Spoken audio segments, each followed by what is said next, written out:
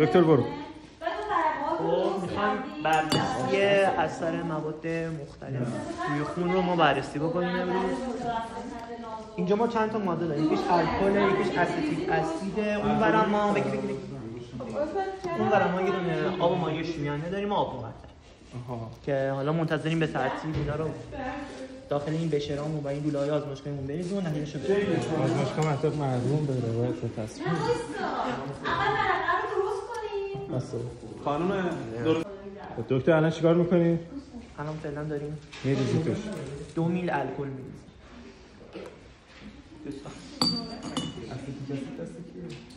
نه اون کنار چیزه. یه لحظه تو نوبتی تو گروه تعوض کردی دیگه سمت منه. بچه‌ها بیایید. بچه‌ها بیایید رو میز خودتون. خب حالا میریم سراغ دو تا ماده دیگه که داریم دوستان. آب مقطر 2 قطره. الان چی داری میریزی دکتر؟ آب مقطر رو ریختی. حالا آب مایع شوینده دکتر. نه من آخر سر میام. من ممنون تصویر دارم آخر سر میام. موسی دنبالم میاد. خب حالا میریم سراغ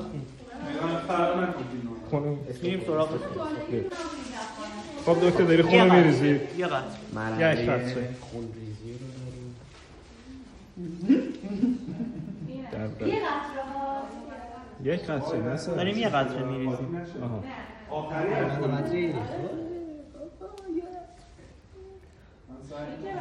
بی من از 3 قطره میدم ریختی. من دستم به کم نمیره دوست.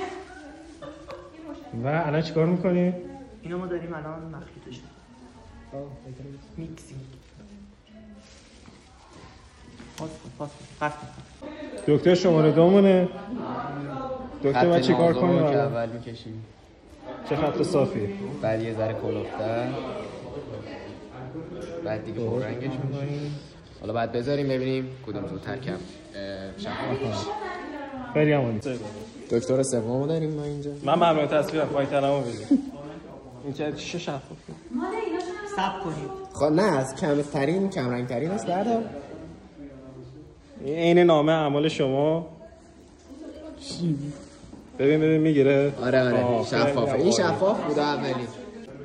بکی داری چیکار میکنی؟ من دارم الان ببینیم شفاف شدن یا نه. اینم دیدی. این الان آب مقطره شفاف نشده و فکر کنم زیاد ریخت. آره آبش زیاد. زودتر از همه کدوم میشه؟ الکل وای.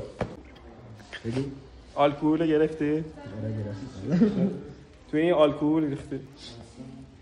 از من شکست خورد دوباره نمیتونم بکنم. یه تاکتیکای ناشناخته داری. الان میبینید که جواب میده. بیا دوباره آب مقطر رو بریز بیرون دوباره بریز. کدوم بود آب مقطر؟ دستکش میگه به دستش. استاد خوب میریزه دیگه. خون بود. استاد جنگی باش. نه یه دقیقه صبر کن. الان ببین ما این نتایج رو داریم. اگه که بگین کدوم شب خوشحال از نتیجه آزمایش. آب صابون چرا تکرار افتاد؟ آب صابون هم باید همونیز شه. نشد. نه آزمایش آب صابونتون چه شکلیه؟ خب بیا آب صابون رو یه چیز کنیم. دکتر من شروع نکن دکتر. بابا پشت صحنه رو بذار بگیرم. دکتر صبر کن. راست میگی پشت صحنه. پشت صحنه قشنگ در میاد. خب بابا الان رو این چیه خب؟ نه خب میخندیم. لولشه. داری میگیری؟